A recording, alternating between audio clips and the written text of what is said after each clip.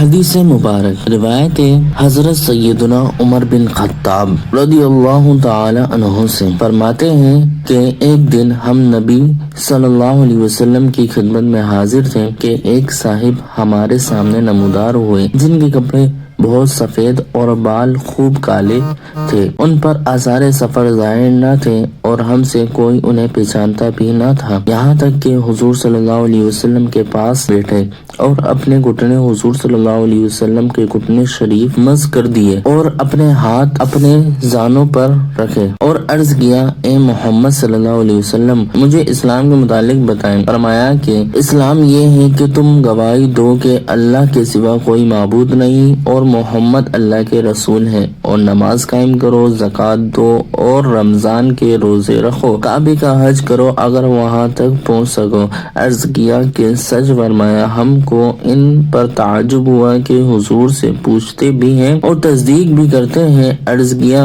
کہ مجھے ایمان کے متعلق بتائیں۔ فرمایا کہ اللہ اور اس کے فرشتوں، کتابوں اور اس کے رسولوں اور آخرت کے دن کو مانو اور اچھی بری تقدیر کو مانو۔ عرض کیا آپ سچے ہیں۔ عرض کیا مجھے احسان کے متعلق بتائیں۔ فرمایا اللہ کی عبادت ایسے کرو کہ گویا کہ اسے دیکھ رہے ہو، اگر یہ نہ ہو سکے تو خیال کرو کہ وہ تمہیں دیکھ رہا ہے۔ عرض کیا کہ قیامت کی خبر دیجیے۔ فرمایا کہ جس سے پوچھ رہے ہو وہ قیامت کے بارے میں سائل سے زیادہ خبردار نہیں۔ عرض کیا کہ قیامت کی کچھ نشانیاں ہی بتا دیجیے۔ فرمایا کہ لونڈی اپنے مالک کو جنے گی اور ننگے پاؤں ننگے بدن والے فقیروں بکریوں کے چرواہوں کو محلوں میں فقر کرتے دیکھو گے۔ راوی فرماتے ہیں کہ پھر سائل چلے گئے۔ کچھ دیر ٹھہرا حضور صلی اللہ علیہ وسلم نے فرمایا، اے عمر جانتے ہو یہ سائل کون ہے؟ میں نے عرض کی